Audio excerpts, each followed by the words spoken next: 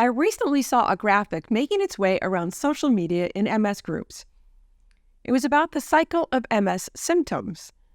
It was a wheel of symptoms that included pain, muscle tension, stress, limited activity, fatigue, depression, muscle stiffness, and then back to pain. At first, this made me really sad.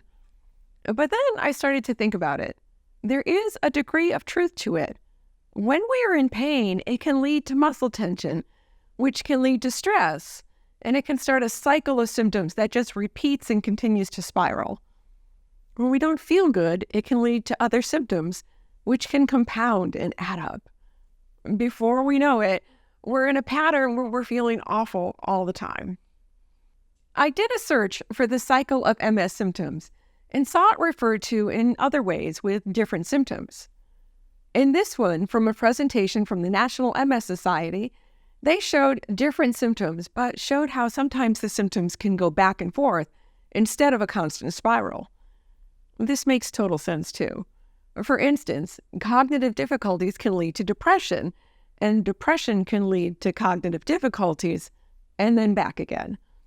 And then this one from the American Academy of Neurology shows again how the symptoms can relate to one another, such as when spasticity increases, exercise can decrease, which in turn can cause spasticity to increase, or how fatigue and depression can lead to decreased exercise, which can lead to more spasticity. The interplay of symptoms can cause us to get caught in an ever-increasing list of symptoms that continue to worsen. So what's an MSer to do? It seems like we're kind of trapped in this vicious cycle. But do not despair. There's good news. We can break the cycles. There are changes that we can make to help with all the things. You're going to want to stay until the end to see what we can do to help decrease our symptom burden. And before we jump in, could you do me the favor of hitting the thumbs up under the video, and hit the subscribe button too? This is important because it tells YouTube that this is valuable content and will show it to more people. Thanks. Okay, let's jump in. Living with MS or chronic illness means that we deal with symptoms all the time, but there are things that we can do to support our bodies to be as healthy as possible. The fuel we eat, how we move our bodies, how we rest, and how we manage stress can all contribute to our wellness or our illness. We can build better habits as part of our MS or chronic illness care. We can create an environment that promotes health and well-being. When we do this, we're possibly helping our disease-modifying treatments to be more effective and with less side effects. Who wants better health, well-being, and less side effects? Anyone? There are 6 things I believe that we can do to help manage our symptoms and break out of the MS symptom cycle. First is to eat the most nutrient-dense foods we can find. I eat a whole food plant-based diet to help me live well with my MS and to help control my symptoms. Some of the ways that we can do this is by removing highly processed foods that contain sugar and white flour, and foods that are full of chemical preservatives and trans fats and other ingredients that may cause inflammation. When we eat a more whole food, plant-based diet, we're helping our bodies to be healthy at the cellular level. We're also increasing our fiber, which makes our guts happy. There's a lot of ongoing research showing how important it is to have a healthy gut microbiome. Check out my videos on the gut in the links above and in the description below. And there's a lot of recent research showing how eating a more plant-based diet can reduce fatigue and cog fog, which are reported as 2 of the most impactful symptoms of MS. Did you know that more people with MS leave the workforce due to fatigue and cog fog than due to physical disabilities? I'll put links to these studies on how eating a more plant-based diet can help in the description below if you would like to check them out. Second is to exercise. I know it can be hard to exercise with MS, but it's critical for our health and well-being. It has been called the single most effective non-pharmacological treatment of MS, meaning it's the best thing that we have control over when it comes to MS and our symptoms. The more we can exercise, the better we will feel and the less symptoms we will have. Including regular stretching is important too. Having a regular stretching routine can reduce spasticity, But the effects are only temporary, so we need to do it regularly. I try to stretch at least 2 times a day. According to this article from the Cleveland Clinic, it's vital that we think of stretching as a healthy habit, like brushing our teeth. And combining stretching with calming, deep breathing exercises can be very effective for people with spasticity. Third is sleep. According to this article on sleep and MS, poor sleep may make some of your MS symptoms feel worse, including fatigue, pain, and memory and thinking. Finding ways to sleep better could help you manage these symptoms. When we sleep, our bodies recover and repair, and our brains clean out plaques. Having good sleep hygiene practices can help us to sleep better, and therefore help us to break the MS symptom cycle too. Some things we can do to improve our sleep hygiene are to have a consistent bedtime, keep our bedrooms cool and dark, no screens in the bedroom, not eating too close to bedtime, and starting to dim the lights in the house as it gets closer to bedtime. All of these little tweaks will help us to get a better night's sleep. Do you have tips to help with sleep? Let me know in the comments below. I love to hear from my viewers. A fourth is mindfulness and meditation. Shortly after my diagnosis, I took an 8-week mindfulness-based stress reduction class based on the teachings of Jon Kabat-Zinn. I have to say, it was one of the most beneficial things I did. It really helps me with my MS.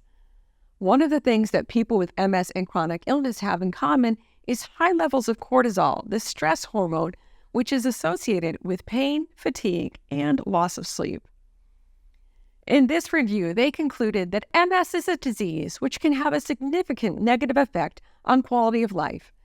MS is associated with a higher risk of depression, anxiety, stress, chronic pain, and fatigue, and stress has been shown to worsen MS course. Meditation has been investigated as a possible beneficial intervention for stress and symptom relief for people with MS.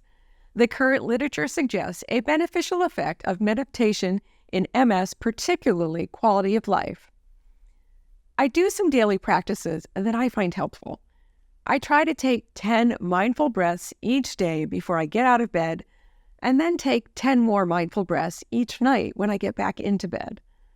I also do a minimum of 20 minutes of guided meditation each morning after my coffee.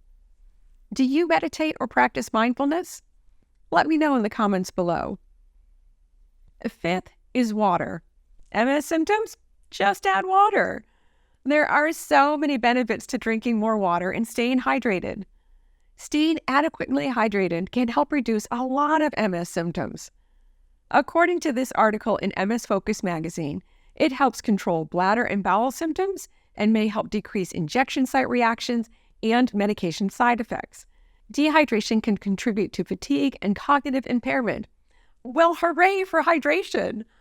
Drinking water can also help with exercise intolerance. Do any of you have a hard time exercising because your symptoms increase when you get warm during exercise?